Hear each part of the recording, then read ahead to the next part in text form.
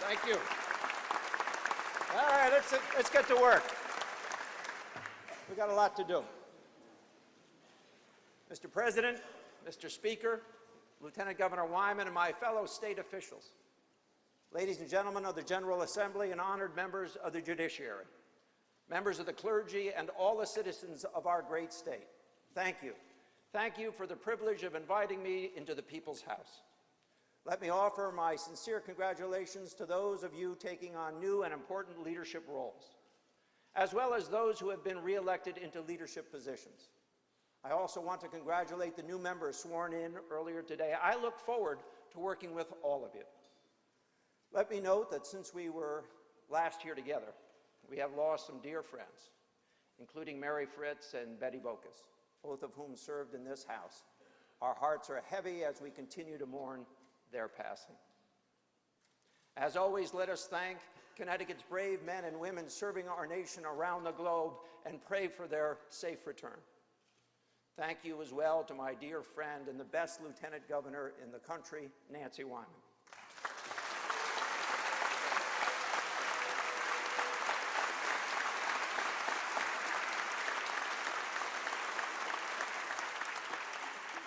And finally, I had to find her. And finally, thanks to my wife, Kathy, my son, Dannel, and my two other sons for their love and support. Great to have Kathy and Dan here. Thank you.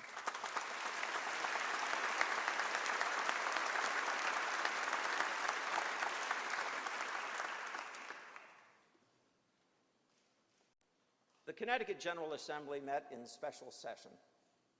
You met to take historic action in support of our state's economy and our incredible workforce. The legislation you voted to support and that I signed into law protected 8,000 jobs at Sikorsky Aircraft.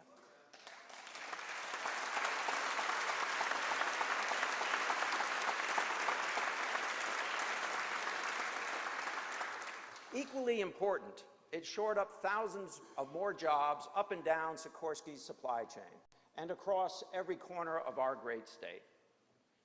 It nearly doubled their spending with local suppliers to almost $700 million per year over the next decade and beyond. I want to thank all of you for that, all of you who participated in that special session. But I also want to remind you that in recent years, we've secured similar investments from United Technologies and Electric Boat. Taken together, these agreements cement our leadership in advanced manufacturing around the globe. A decade ago, if any of us had told our constituents that in 2017, not only would Electric Boat be ramping up their production rather than winding it down, not only would Pratt & Whitney be planning to put thousands of more people to work in our state, but that Sikorsky would be committed to Connecticut for another generation to come, well, they wouldn't have believed us. They would have told us that we were overly optimistic at best and naive at worst. And yet, here we are today. Working together, we have turned what many once considered an impossibility into a reality. Together, we've protected Connecticut's aerospace and defense industry for a generation and likely beyond. But more importantly, we've given these employers and the tens of thousands of employees who work for them something that is vital in today's world. We have given them predictability.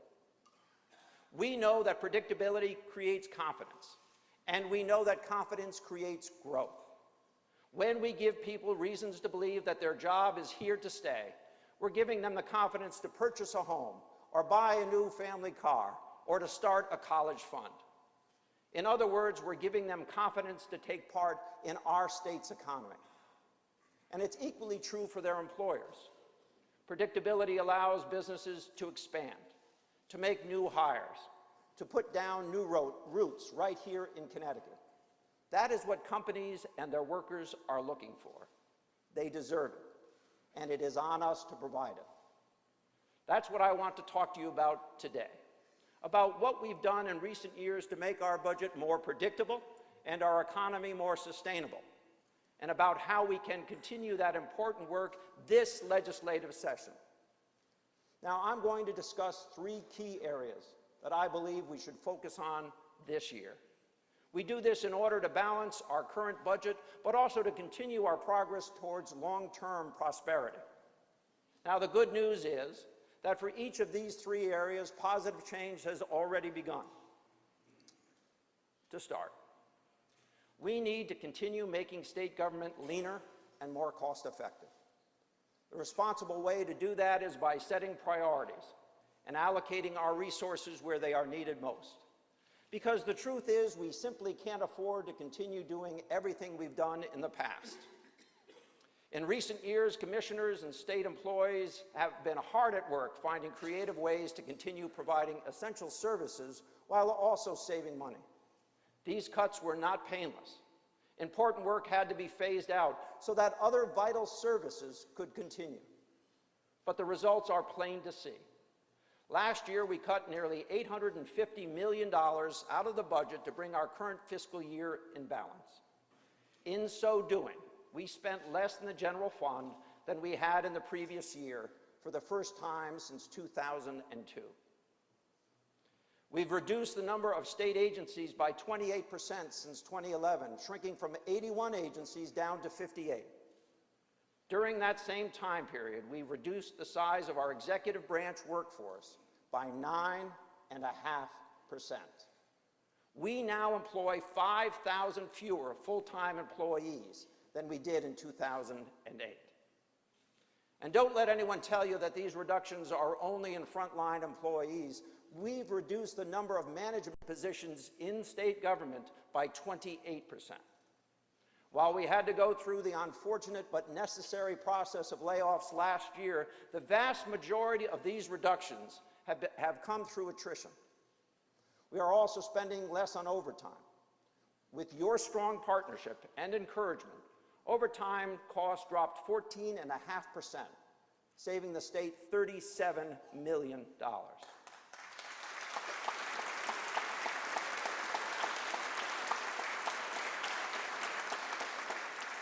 All told, excluding higher education, the executive branch workforce is at the smallest it has been since Ronald Reagan was president. And now, in this biennium, we need to continue that work, ensuring we reduce spending responsibly and with great care. Commissioners will need once again to work with their staffs and with you here in the legislature, our partners, to find additional savings.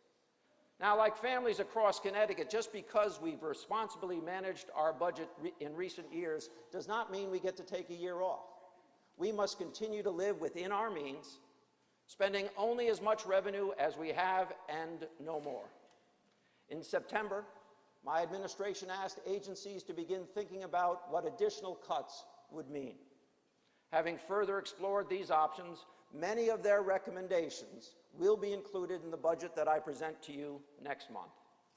Cuts in specific areas or outright eliminations should not be taken to mean that certain work is not valued. It simply means that we can no longer afford to do it all, and that our spending must be focused on the very core and essential services for our residents. And to be clear, saving money isn't just about cutting line items or reducing headcount. Agencies will continue to modernize systems, reduce waste, and increase productivity in order to cut costs as much as possible before impacting services or the valuable employees who provide them. Together, we can continue to make state government more efficient, more sustainable, and more reflective of our economic reality. The second area that I'd like to talk to you about today are the obligations we have to Connecticut state workers, educators, and retirees. Connecticut state pension systems were created 80 years ago, but not a single dime was deposited into the account during the first 30 years of its existence. It was a pay-as-you-go system. Now, over many decades, legacy costs, insufficient contributions, lower than assumed returns, and early retirement packages left us with a significant unfunded liability in the state's employment and teacher retirement systems. The stark reality is that after 80 years, the state has set aside only 1/3 of the money necessary to responsibly fund its obligation. Let me put that in context. Of the $1.65 billion that we will pay next year to the state's retirement system, 78% of that, nearly $1.3 billion, is what we're paying to make up for what past administrations and past legislatures failed to do. Simply put, our generation is paying for Connecticut's past mistakes. Is that frustrating? Of course it is. Is it necessary? Absolutely. It's also the right thing to do. Our state retirees dedicated their lives and careers to public service. We need to pay them the pensions that they were promised. Let's also acknowledge and thank today's state workers for their efforts in support of Connecticut's residents and businesses. In 2011, we worked at the bargaining table to help put Connecticut on a more sustainable fiscal path. Together, we changed benefits, reduced longevity payouts, restructured state pensions, raised the retirement age, and required all employees to pay for a portion of their post-employment benefits for the first time. We saved the state $1.6 billion on our unfunded liability in the immediate 2 years following that agreement, and a total of $21.5 billion over the following 20 years. Had we not realized that level of savings, our current $1.5 billion projected deficit would be much, much worse. Since making this agreement in 2011, the state has honored its commitment to fully fund the pension obligation each and every year.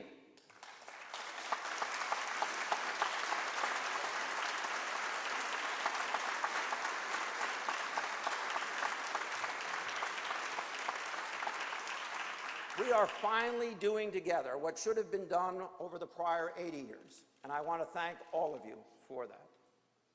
Building upon these years of work, my administration recently came to a crucial agreement with our state employees and our retirement commissioners, an agreement which will make our pension payments more affordable and, yes, more predictable. Independent analysts are taking note. Moody's Investor Service, a national credit rating agency, deemed this to be, and I quote, a credit-positive step for our state. And the plan's actuaries say these changes will, and I quote again, enhance the stability of our pension system. I urge you to support these important reforms.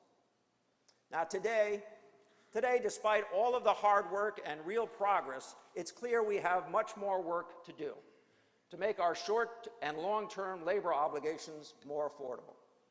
Fixed costs continue to increase every year, hampering our ability to maintain vital public services. Pension obligations for both state employees and teachers are on track to cost the state an additional $360 million in the next fiscal year compared to this current year. Clearly, the fiscal challenges we face during the next biennium are very real. In the weeks ahead, my administration will continue working with labor leaders to find solutions for bringing employee costs in line with our economic reality. These talks have so far been frank and direct, and I'm appreciative that state workers are taking part in them. It's very hard, but we must reach an agreement on how to make our pension and benefits more affordable. As we face these fiscal challenges together, we must work together. We must recognize that a responsible and balanced solution to our budget problems is one that includes state employee concessions. Those changes can and should be reached respectfully and at the bargaining table. Our state must honor its legal obligation to our public servants and state retirees, while at the same time keeping our promise to Connecticut's taxpayers. Here's another promise. We will not remake the poor decisions of the past. We will not saddle future generations with fiscal cliffs and unpaid fixed costs. Responsible changes must be made, and they must be made this year. As our past record demonstrates, when we come together and hold realistic expectations and seek common ground, we can deliver results, and we should do so this year.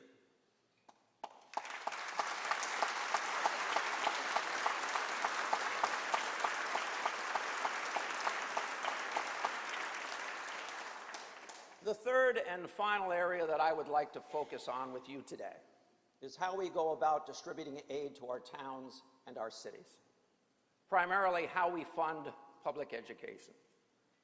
The state provides a total of $5.1 billion in municipal assistance. Municipal aid is more than 1/5 of our overall budget this year, making it the biggest single expense. Not state employee pensions, not Medicaid, not debt service, not salary and benefits of employees. Town aid accounts for the largest portion of our state budget. So it simply would not be fair for us to talk about continued state agency reductions or talk about the need for labor concessions without talking about new ways to provide town aid. Of the $5.1 billion distributed to municipalities, 81% of that, or $4.1 billion, is educational funding. That doesn't include school construction financing, which accounts for approximately 1/4 of Connecticut's bonded debt. Now that I've put what we spend in context, let me say this. Of course, Connecticut should be spending lots of money on local education. We all believe that investments in education are a down payment for our state's future. Our budget must reflect those values. But the question is whether, in this time of scarce state resources, are we spending this money in the best way possible? Are we ensuring that all students, regardless of life's circumstances into which they are born, regardless of what town or city they live in, can receive a quality public education? I do not believe that we are meeting that standard. And I will point out to you that a recent court decision says that as well.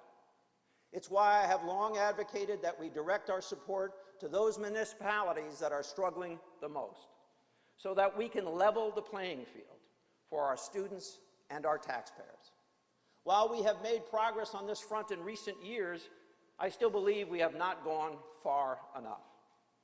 Connecticut needs a new way to calculate educational aid, one that guarantees equal access to quality education, regardless of one's zip code. Our state constitution guarantees it, and our moral compass demands it. We need a formula that appropriately measures a given community's burden, a formula that recognizes the specific challenges faced by local property taxpayers, and a formula that takes into account the impact those challenges have on the education provided to our children. It's that simple.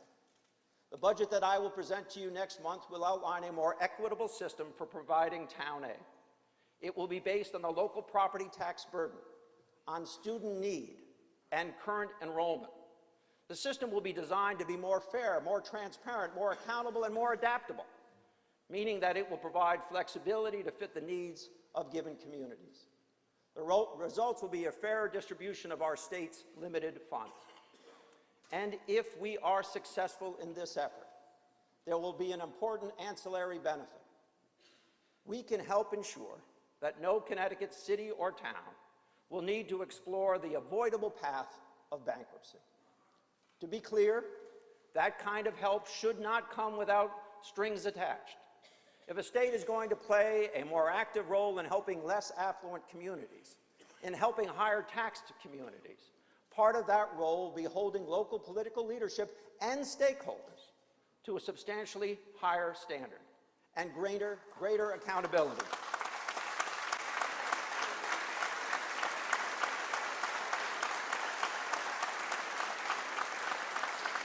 Let me be very clear, to greater accountability than they have been held to in the past. We should do it so that increased aid doesn't simply mean more spending on local government. Those are the steps that I believe we need to take on town aid funding. The budget I propose next month will lay out a detailed path to getting there. Now, based on prior experience, I can assume that the proposal I put before you will not exactly be the one I get back on my desk a few months later. I understand it. That's how it works. But I am ready to partner with you. But understand this. Real change needs to be made, and it needs to be made this year. Change that leads to a better, more equitable system of town aid For the sake of our collective future, there is no reason to wait, so let's get to work. Now, I began today by talking about our recent historic partnership having to do with Sikorsky. But of course, it's not just about the aerospace industry. Regardless of region, employment, or income, people in every industry and at every income level are counting on us to get it right. A family in Farmington where both parents work in the insurance industry deserves the reassurance of a stable business climate, one that keeps their jobs here in Connecticut. A math teacher in Norwalk should have the peace of mind that her pension and benefits will be intact when she retires after decades of work. A new London high school graduate, following his father's footsteps building submarines here in Connecticut, is owed a stable job with livable wages, enough to buy a home and raise a family. Now, if you don't think we can do it for these people, or for that matter, for all the people of our state, if you don't think we can help our constituents and make their lives and their careers more positive and more predictable, I ask that you look no further than the progress that we have made together in recent years, to see exactly what is possible when Connecticut works together. Now, years of good economic development are helping to grow jobs in our state. In fact, since the end of the Great Recession, we have recovered 85,000 jobs. Through the Small Business Express program, a program that did not exist a few years ago, we have helped more than 1,600 companies, and they've retained 18,000 jobs, good jobs, and they are now creating even more jobs. And in the Manufacturing Assistance Act, we have already helped 150 companies since 2011. They have retained 34,500 jobs and are growing 8,500 more as we speak. All told, unemployment is now at 4.7%. That is the lowest level since 2007.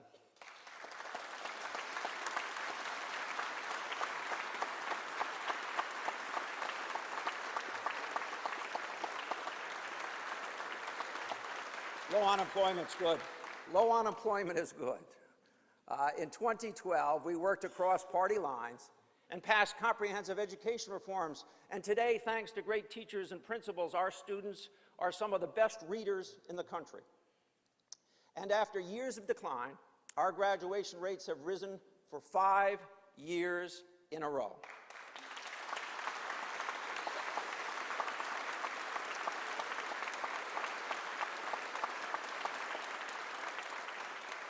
Those graduation rates are now at the highest point in Connecticut's history.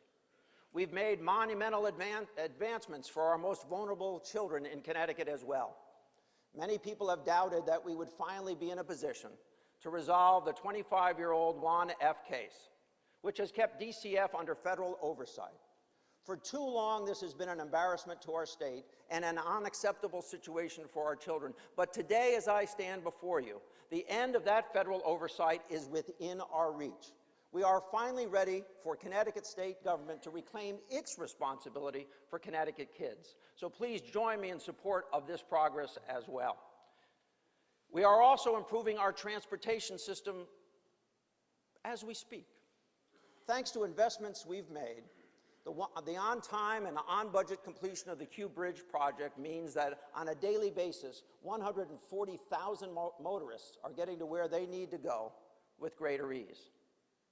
And with Connecticut Fast Track, more people are riding Connecticut Transit buses to work, exceeding all initial projections. Average ridership on Fast Track is as high as 19,000 people per weekday.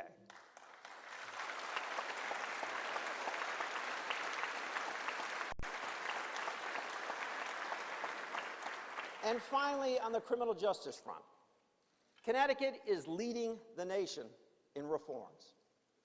It is now safer than it has been in 50 years.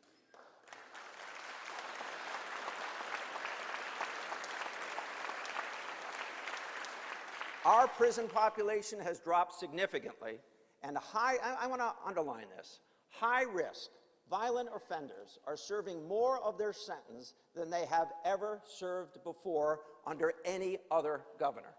and recidivism has declined substantially as well.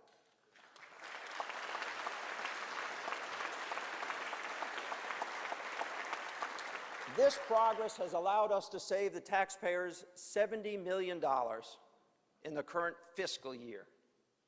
All of this work, all of it, is making Connecticut a better, more desirable place to work and to live. I need to do one other thing now, because I would be remiss if I don't take a moment to stress the importance of predictability and stability in the wake of November's presidential election. Now, I have no desire to rehash or reanalyze the results. We all get plenty of that from cable news. But I do want to offer two brief thoughts on what we can learn from November and how it might impact the work we have to do this session. First, it is now more clear than ever that too many Americans feel disconnected from their government. They feel the system isn't working for them. They fear that they aren't able to take part in the American dream. While we might disagree on the role of government in that effort, on whether it should be more government or less government, more active or less active, I offer to you that a greater degree of predictability in government, in all government, at all levels, will help re-engage and reinvigorate our democracy. Second, regardless of our party or who you voted for, most of us can agree that the presidential transition has been nothing if not unpredictable. It has left some people and some communities feeling anxious and uncertain, and that is true here in Connecticut. But let me remind you, our state has a long legacy of acceptance, compassion, and fairness. So regardless of whether your family settled here in Connecticut 300 years ago or just 3 days ago, you are welcome here.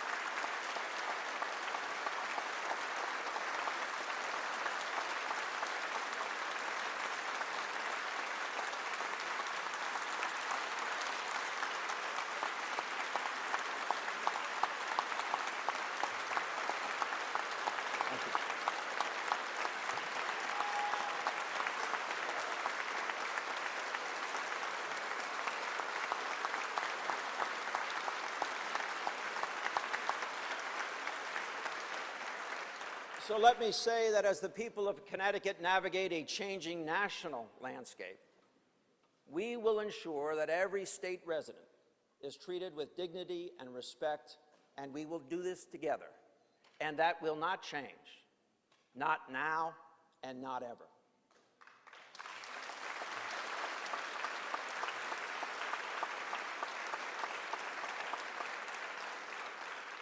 This year, here in Connecticut, we must focus on these historic strengths, as we also work to make our budget and our economy more vibrant. We must continue progress together. I'm asking for your partnership. I'm asking that we approach this session and this budget in a spirit of authentic bipartisan collaboration.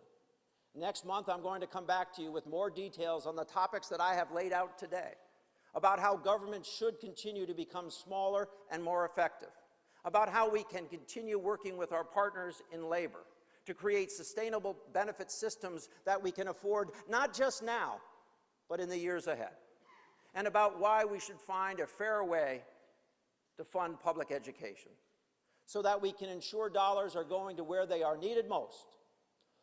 All of this will be geared towards building a more predictable budget and a more sustainable Connecticut economy. We are in this together, and together we shall prevail. Thank you. May God bless you. May God bless the great state of Connecticut and the United States of America.